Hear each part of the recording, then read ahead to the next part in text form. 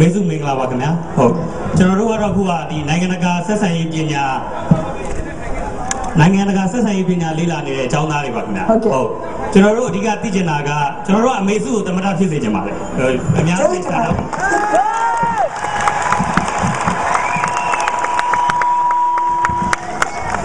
ကျွန်တော်တို့စဉ်းစားရမယ့်ကိစ္စတွေကအခြေခံဥပဒေကိစ္စတွေပေါ့လေအဲ့ဒါတွေနဲ့ပတ်သက်လို့အမေစု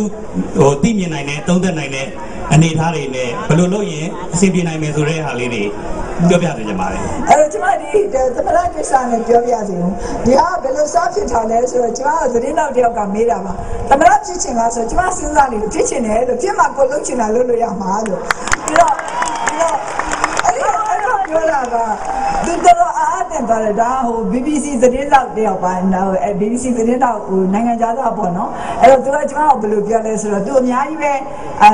ဟိုဒီဘယ်လိုခေါ်မလဲနိုင်ငံရေးသမားတွေအများကြီးကိုမေးခဲ့ပူပါတယ်တဲ့အဲ့လိုပဲပြသားသားမဖြေကြဘူးတဲ့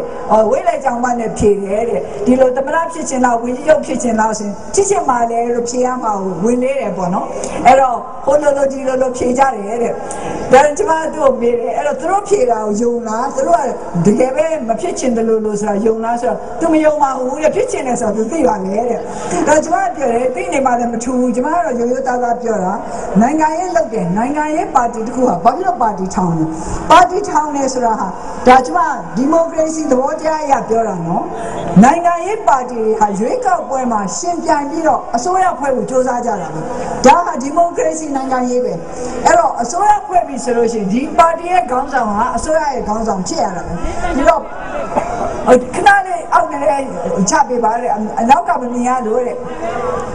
ထိုင်ပေးပါတော့ဟိုနှစ်ဖူးကြီးချလိုက်ဟိုစားဘာဖြစ်လို့အတွေ့ရပြီဖတ်ပြီးပြီဖတ်ပြီးရကြားလိုက်ပါအနောက်ကလူတွေတဲ့နောက်ဆက်ဖြစ်လို့အဲ့တော့ဟိုစားဒီလိုပါတီတစ်ခုရဲ့ခေါင်းဆောင်လုပ်မယ်ဆိုလို့ရှိရင်အစိုးရအဖွဲ့တစ်ခုရဲ့ခေါင်းဆောင်မလုပ်ချင်လို့ရှိရင်မလုပ်နဲ့ပါတီထဲမှာကိုခေါင်းဆောင်မလုပ်နဲ့အဲ့ဒါကိုယ့်ရဲ့တာဝန်ရလုပ်ရရမယ်ဒီတော့ဘုန်းကြီးကသားပြောသွားတဲ့အခါမှာဖွဲ့စည်းပုံအခြေခံဥပဒေအကြောင်းနဲ့ပါလာတယ်အဲ့ဖွဲ့စည်းပုံအခြေခံဥပဒေအကြောင်းပါလာတယ်ဆိုတော့ကျွန်တော်တို့ဖွဲ့စည်းပုံအခြေခံဥပဒေဟာတကယ်တော့စစ်မှန်တဲ့ဒီမိုကရေစီနဲ့မကိုက်ညီတဲ့ဥပဒေပဲဖြစ်တယ်ဒါကျွန်မရှင်းရှင်းလင်းလင်းပြောမှာကျွန်မပြောတယ်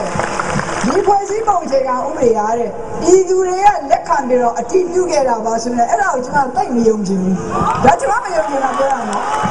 ဒါဘာဖြစ်လဲအဲ့ဒီချိန်တုန်းကတခုတော့ပြောနိုင်တယ်လေကျွန်မကတော့လုံးဝမထောက်ခံသေးဘူးအဲ့တော့ကျွန်မကနေပြီးတော့အခြေချုပ်ဘဝပေမဲ့လည်းကျွန်မဒီဖွဲ့စည်းပုံအခြေခံဥပဒေနဲ့ပတ်သက်လို့ကျွန်မကောက်ွက်ပဲထည့်ခဲ့တယ်ဒါကြောင့်မလို့ပြည်သူတွေရနေပြီးတော့ထောက်ခံမှုနဲ့92ရာခိုင်နှုန်းဆိုတော့ကျွန်မတို့စဉ်းစားစရာလို့ပဲဒီလိုပဲစိတ်ထဲမှာရှိပါတယ်အဲ့တော့ဒီဖွဲ့စည်းပုံအခြေခံဥပဒေကိုကျွန်တော်တို့ပြုပြင်ဖို့စ조사ရမယ်ဒီလိုပြုပြင်ဖို့စ조사တဲ့ဟာနဲ့ပတ်သက်လို့ကျွန်မတခုပြောချင်တယ်ကျွန်တော်တို့အခုမကြာရင်ကာလလတွေအတွင်းမှာဆိုလို့ရှိရင်နေပြည်တော်မှာဒီလွတ်တော်ကိုယ်စားလှယ်တွေပို့ပြီးတော့တရားရေးနဲ့ပတ်သက်လို့နားလည်ဖို့ဥပဒေနဲ့ပတ်သက်ဖို့နားလည်နိုင်ဖို့ဆိုလို့ကျွန်တော်တို့သင်တန်းတွေကျွန်တော်တို့စီစဉ်တယ်သင်တန်းတွေစီစဉ်တော့ဖွဲ့စည်းပုံအခြေခံဥပဒေနဲ့ပတ်သက်လို့လည်းသင်တန်းတစ်ခုပြုလုပ်ခဲ့တယ်အဲ့ဒီသင်တန်းမှာလာပြီးတော့စကားပြောတယ်ဟိုအမေရိကန်ပြည်ထောင်စုကနာမည်ကြီးတက္ကသိုလ်ကဆရာမတယောက်ကဘယ်လိုပြောသွားလဲဆိုတော့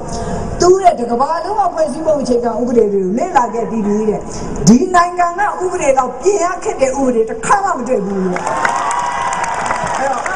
အဲ့ဒီဟာကစပြီးတော့ပြောင်းလဲဖို့လိုပြီလို့သူကပြောသွားပါတယ်ကျမတို့လည်းဒီအတိုင်းပဲကျမတို့စ조사သွားမယ်ကျမကဘာမဆိုအေးချမ်းချမ်းနဲ့ဟိုစီကံပေါင်းတွင်ကဖြစ်စေခြင်းနဲ့အဲ့ဒီလိုဖြစ်စေခြင်းနဲ့ဆိုတာကျမတို့နိုင်ငံရဲ့အနာဂတ်ကိုကြည့်ပြီးတော့ဖြစ်စေခြင်းတာပါဘာဖြစ်လို့လဲဆိုတော့အေးချမ်းချမ်းတည်တည်ငြိမ်ငြိမ်နဲ့ဥပဒေဘောင်အတွင်းကလုတ်တဲ့အလေးအကျင့်ဖြစ်သွားပြီဆိုရင်ကျမတို့နိုင်ငံရဲ့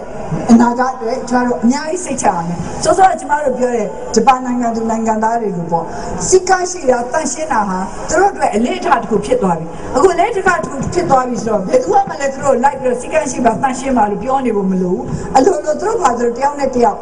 ကိုတောင်းဝင်ကိုတိပြီးကိုလုတ်သွားကြတာပဲဒီလိုပဲကျမတို့ကကောင်းတဲ့အစဉ်အလာတွေကိုချလိုက်လို့ရှိရင်နောက်လာနောက်သားတွေကဒီကောင်းတဲ့အစဉ်အလာတွေအရဆက်ပြီးတော့ဒီနိုင်ငံကိုထိန်း သိမ်းသွားမယ်လို့ကျမယုံကြည်တယ်ဒါကြောင့်မလို့ကျမတို့ရဲ့အခုခေတ်ဟာစနစ်တစ်ခုပြောင်းဖို့ဒီမကဘူးအစင်အလာကောင်းတွေကိုချမှတ်မယ်ခေတ်တစ်ခုဖြစ်တယ်လို့ကျမဒီလိုပဲမြင်ပါတယ်အဲဒါကြောင့်မလို့ဖွဲ့စည်းပုံအခြေခံဥပဒေတွေမကတခြားကျမတို့နိုင်ငံရဲ့အနာဂတ်အတွက်ကောင်းမဲ့အစင်အလာကောင်းတွေကိုချမှတ်တဲ့နေရာမှာကျမတို့ချမှတ်ဖို့စ조사တဲ့နေရာမှာဝိုင်းပြီးတော့ဝင်ကြပါလို့ကျမမေတ္တာရပ်ခံပါတယ်ပြီးတော့